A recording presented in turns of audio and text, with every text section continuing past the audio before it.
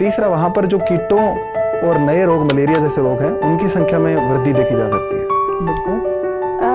आप defence services से associated हैं जी मैम। भारत में डिफेंस एक्सपेंडिचर कितना है? मैडम, डिफेंस का बजट टोटल 5,25,000 करोड़ रुपए का है, जिसमें 1,60,000 करोड़ रुपए कैपिटल एक्सपेंडिचर के लिए है। कितना हम एक्सपोर्ट और इंपोर्ट करते हैं डिफेंस में? मैडम, जो कैपिटल एक्सपेंडिचर है उसका 60% हम लोग इंपोर्ट करते हैं, उसके अलावा बाकी हम लोग घरेलू बाजार से उत्पादित करते हैं। एक्सपोर्ट के एग्जैक्ट डेटा नहीं पता, लेकिन टोटल वर्ल्ड के एक्सपोर्ट का 0.2% इंडिया का है।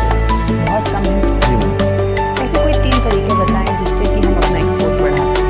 मैडम, पहला, जो सरकार जिन पे काम भी कर रही है, पहला की है कि जो स्थानीय उद्योग हैं उनको हमें बड़ी मात्रा में सरकारी जो PSU है या स्वतंत्र रूप से उनको उत्पादन में लगाना होगा। दूसरा, विदेशों के साथ में टेक्नोलॉजी ट्रांसफर के जो एग्रीमेंट है उनको साइन करने पड़ेंगे। और तीसरा, मैं ये मानता हूँ कि एक व्यापक इकोसिस्टम डेवलप करना पड़ेगा जिससे हम लोग एक्सपोर्ट कर सकते हैं। क्या अभी हाल ही में हमने कुछ एक्सपोर्ट किया भी है या एक्सपोर्ट एग्रीमेंट साइन किया है जो कि काफ़ी महत्वपूर्ण हो हमारी एक्सपोर्ट पॉलिसी के लिए? जी मैम। फिलीपींस के साथ में $375 मिलियन का ब्रह्मोस मिसाइल का हमने एग्रीमेंट साइन किया है।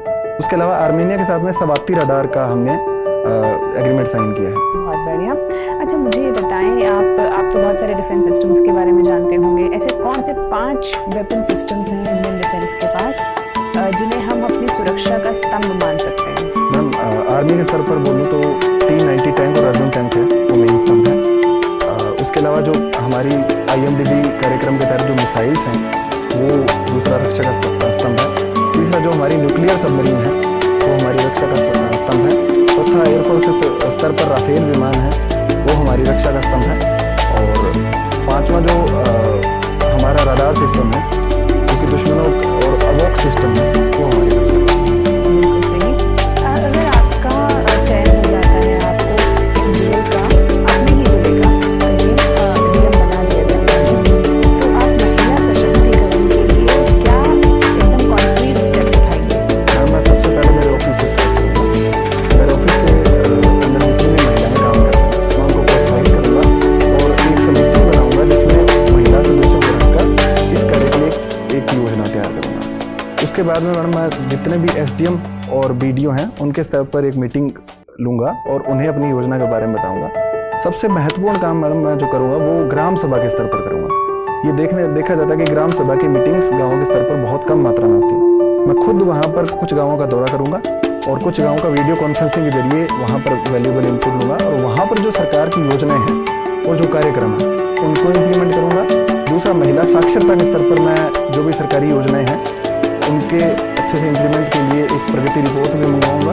तीसरा, जो विमेन का हेल्थ है उसमें जो ग्राउंड लेवल के कार्यकर्ता हैं, जैसे आशा कार्यकर्ता है, ANM कार्यकर्ता है, उनको एक प्रकार से प्राइज की व्यवस्था करके उनको अच्छे काम के लिए प्रोत्साहित करूँगा जिससे ये काम अच्छे से कर पाऊँ।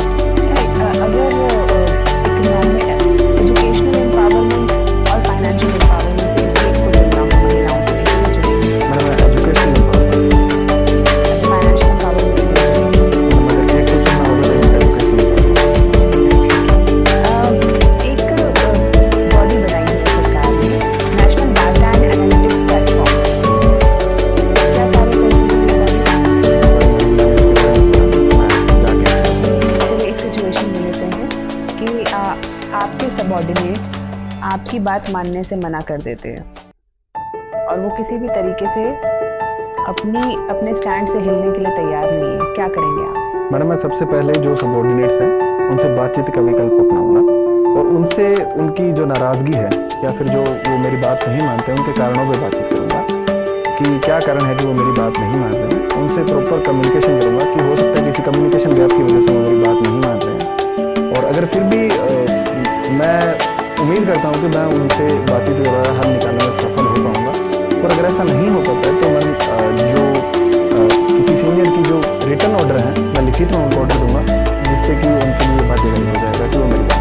मेरा अंतिम सवाल, अरुणाचल प्रदेश की कैपिटल क्या है? मैडम, ईटानगर। रवि कुमार जी, आप राजस्थान से आते हैं, मुझे बताइए राजस्थान को रंगीला राजस्थान क्यों कहते हैं? राजस्थान के बारे में कहा जाता है कि प्रकृति ने यहाँ पर भूले रंग के अलावा कुछ नहीं।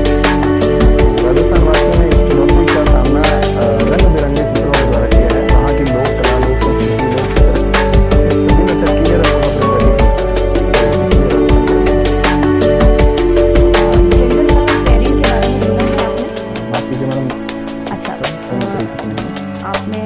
पिंक फॉर गर्ल्स और ब्लू फॉर बॉयज, जी इसके बारे में सुना है? जी क्यों है ऐसा? गुलाबी रंग महिलाओं के लिए और नीला रंग पुरुषों के लिए, क्या कारण हो सकता है इसके पीछे? मैम, एक कारण मैं ये सोच पा रहा हूँ कि गुलाबी रंग है वो हल्का रंग है, लाइट रंग है और शांति का प्रतीक इसको माना जाता है। और नीला रंग है वो चटकीला रंग है, थोड़ा भड़काऊ रंग है और पुरुषों को जनरली थोड़ा एक अधिक साहसी, क्रोधी आदि उपाधियों से सुसज्जित किया जाता है। तो एक ये कारण मैं सोचता हूँ।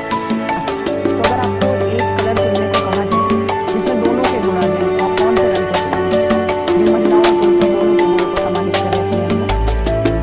कोई एक कलर? सफेद रंग मैं चुनूंगा, मेरा पसंदीदा रंग भी है। ठीक है। आपने अपने शॉप में लिखा है HIIT, high intensity interval training, आप करते हैं? नियमित रूप से करते हैं? मैडम वीक में 4 या 5 दिन क्या क्या करते हैं उसमें?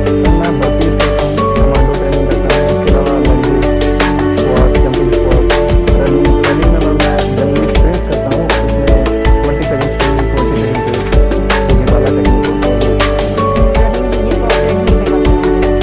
मैं जहाँ भी मौका मिलता है वहाँ कर लेता हूँ, अगर पार्क हो तो अच्छी चीज़ है, वरना ट्रेनिंग होता है। अच्छा, तो ये बताइए, अगर कोई व्यक्ति 2 पैरों से भागता है यानी कि मनुष्य, और जानवर जो 4 पैरों से भागता है, दोनों में से ज्यादा तेज कौन भागेगा? हाँ जी, बॉडी साइज पे और आकार की पे ज़्यादा निर्भर करेगा हाँ। कि कुछ जानवरों में 4 पैर होते हैं लेकिन फिर भी हम उनसे तेज भाग सकते हैं और कुछ जानवरों में 4 पैर होते हैं जैसे कि घोड़ा, तो उनसे तेज भाग सकता है। तो शायद शरीर की जो आकार है, आकारी की है, उस पर अधिक है।